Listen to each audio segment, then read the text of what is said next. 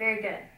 Okay, so now that you've all had a chance to try this for yourselves, I'm just going to give you a short demonstration on how this works.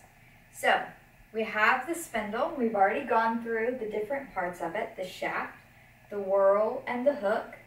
And this is now our wool. So first, we want to add some tension. Whenever you can feel it spinning up into your fingers. I'm going to get a toy for you. No, you're not. You're going to go in there and shut both doors and be quiet.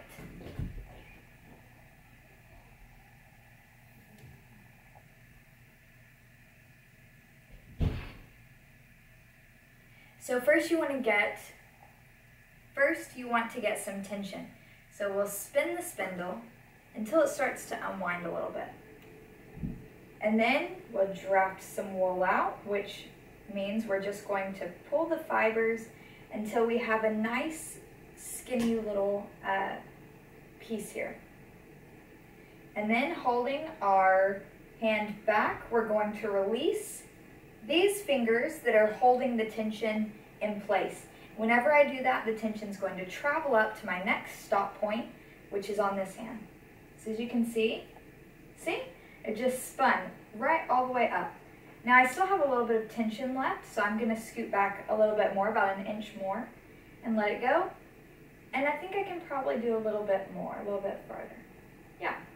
Now you can see the very top of this right here, it did not twist, it did not spin. So that means that I don't have enough tension left in my yarn to continue to spin up. So that's when we take our spindle, we add some tension, park it, hold the tension in place, draft some out, hold our new stopping point, and let it spin. We're going to pull just a little bit to make sure that no kinks stay down here on this end and that they travel all the way up. And again, I still have enough tension left to go up a little bit further, but not too much. Okay. Now if I keep going, I'm going to run out of arm length. So I'm going to unwind it and continue to wrap what I've already spun on the bottom side of the whorl. Pull it up, wrap it back around, hook it through, and we'll do it one more time. So spin, draft, spin, park, draft, and release.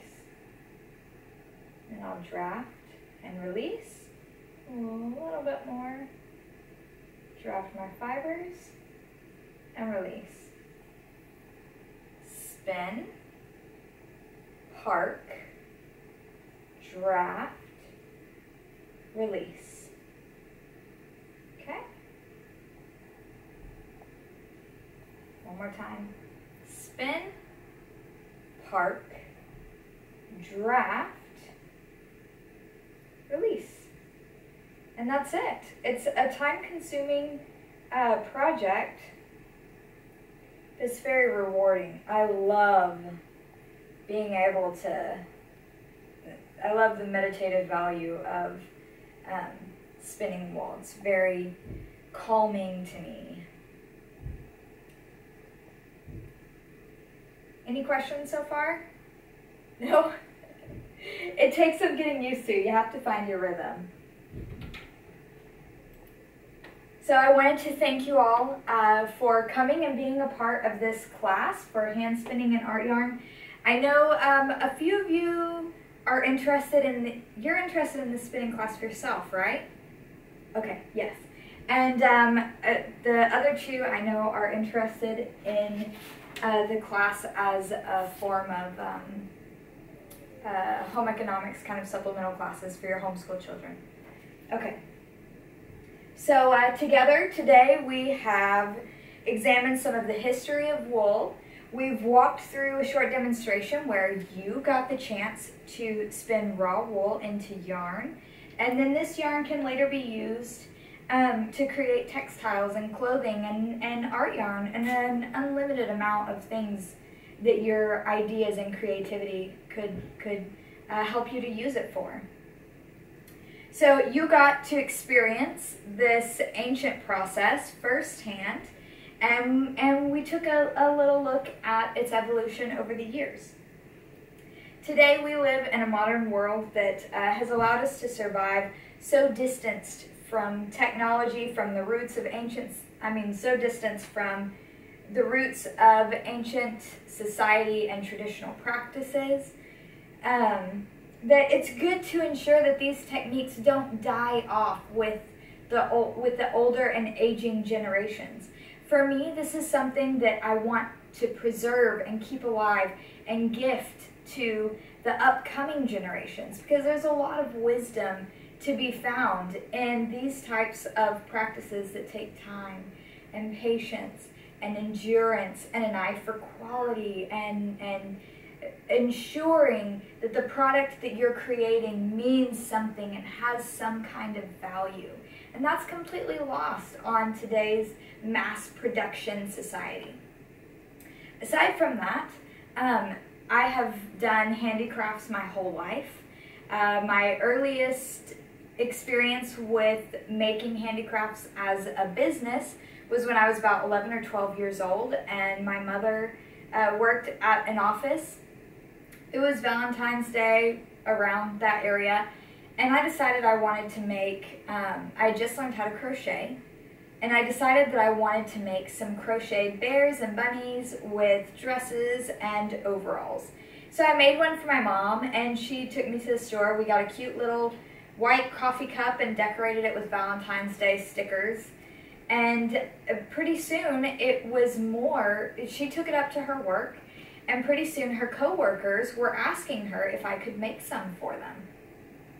Well, I started getting orders, and before I knew it, I was so overwhelmed with the amount of work that I just couldn't keep up. I had to stop taking orders.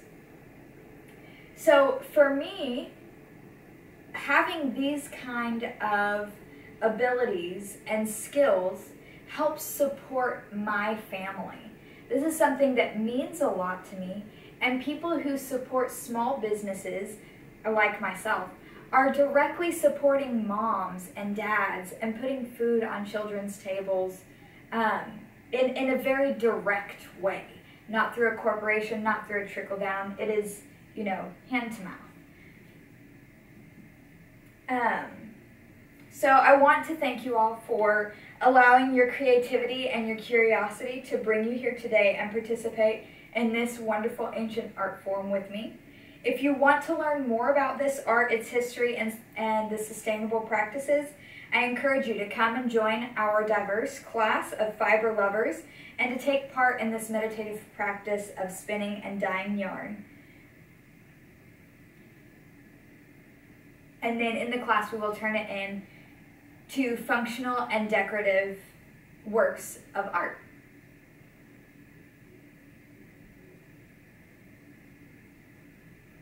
If you look in your packets, you will see there's a flyer for my class in there. Feel free to contact me, email me, or you can talk to me today after this class. There is also in your packet a training evaluation form. If you will please fill that out for me, I would really appreciate your feedback. And again, thank you so much for taking your time out to come and be a part of this class. I hope you enjoyed it, and I look forward to seeing you.